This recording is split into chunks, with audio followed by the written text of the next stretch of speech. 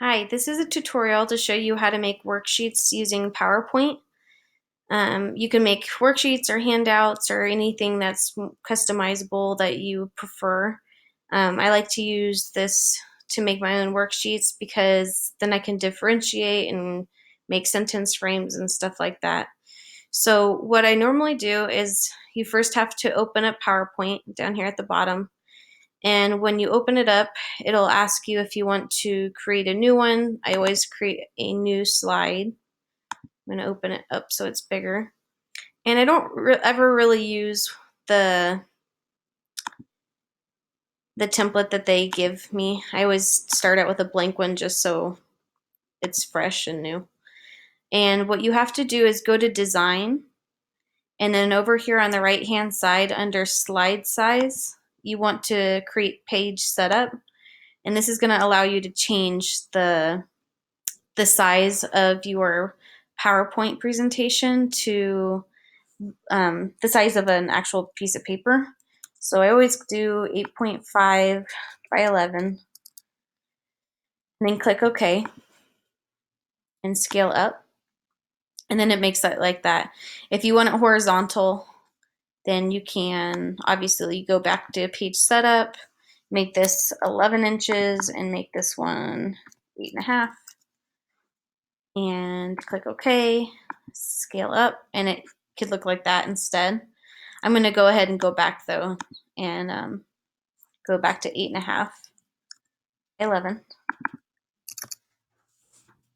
Click OK, scale up, and then I go to home, and on this home page, I always kind of just start out with the basic stuff. So I'm going to start out with a text box, and I'm going to drop it down here. And this is where I can create a space for the students to write their names.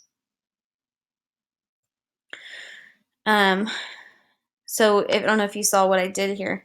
So I clicked on text box, and then you click it and you drag it over, and you can make it as big as you want, as small as you want. However, it doesn't really matter as of right now. I just kind of created it like that, and you can always change it later. You can even click and drag it down if you want more space. So it's pretty customizable. You can do what you want with it. And then the next step I typically do is I make a border around the page. And in order to do that, I click Insert and go over here to Shapes.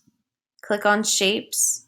And you can use the square, or if you want it a rounded border, you can use that one. I typically just use the rectangle though, or the square. And then you click it on the left hand side, and I drag it all the way over, and I kind of fill up the whole space, but not quite. Sometimes you have to play with it though, because it's pretty sensitive, and I try to just make it as far over as I can without it covering up the edge of it, I should say. So make sure all four sides are equal. And obviously you don't want this blue in the middle. So what I do is I go over here and I scroll over until I find the black one with the white on the inside. And that creates your outline.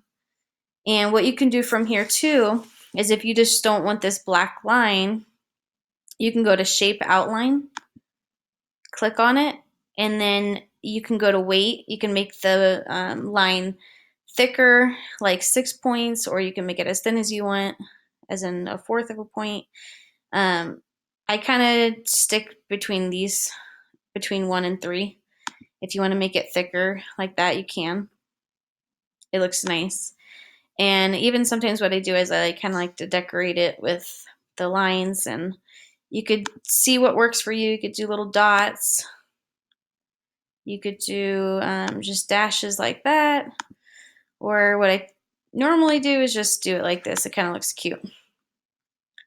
So actually, so from there, I should go back and let's make another text box. I should have done the border first because I covered it up.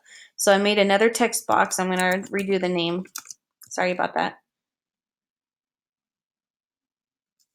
And then from here, you can basically just put anything that you want into your handout or your worksheet. We do a lot of thinking maps at my school, so what I typically do is I'll make a bubble map. And what you do for a bubble map, and this is the hard part that I think that people don't know about yet, is you go to Insert, Smart Art, and in Smart Art there's a whole list of, like, there's lists and there's process, cycle, and so forth. What I do is I go to cycle, and like I said, I'm just trying to make a bubble map right now.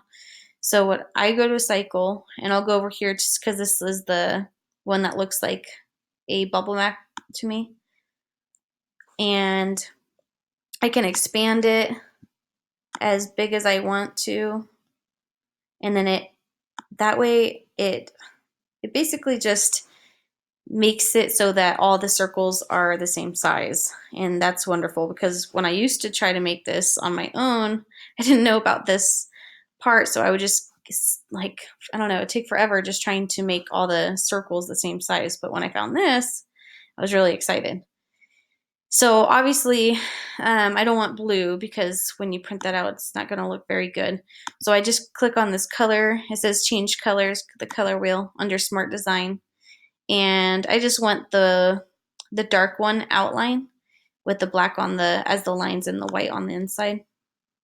And then I click on just one of these to make it black line. And that's pretty much it. So for example, let's say I want to talk about an opinion, and I say, what is your favorite pet? And I can write that in here. What is your favorite pet? And I click out of it, it automatically changes the size. So if you want it, if you want to change the font at all, you can go to Home. You can change the font if you want to. I always do Century Gothic, just because I like how it just looks clean to me. But you can use whatever you want. And if you want to make it bigger, click the font size, and you can just kind of play around with it, see what you like. I made it smaller.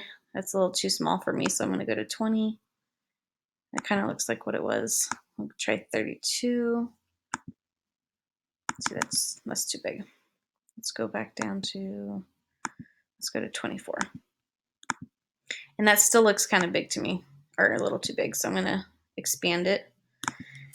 So what is your favorite pet? And then when I do this with the kids, they would end up telling me ideas of, like, what kind of animals could be their favorite pets. So for example, I could put a dog, cat, bird, or let's say hamster. But when you do this, if you don't want to, this is obviously however you want to, but I wouldn't put the answers in there typically. But I wanted to show you first what I normally do is I make 2 of these kinds of worksheets. One for my kids that I need to differentiate for, that don't know how to write yet, and they just really need to focus on like handwriting and stuff like that, is I'll go ahead and write the words here, and I'll change the font size. I'll change the font first. Oh, maybe I shouldn't. No, don't worry about the font, because I'm going to change it again. So you can change the size of it. What I do to differentiate so that kids can trace it, because we teach kindergarten. So I have already downloaded from the internet this font. It's called ABC Print Dotted. And it makes it so where the kids can just trace it. So just keep going on along, highlight the word, and then go to the font, and then click it, and it should work like that.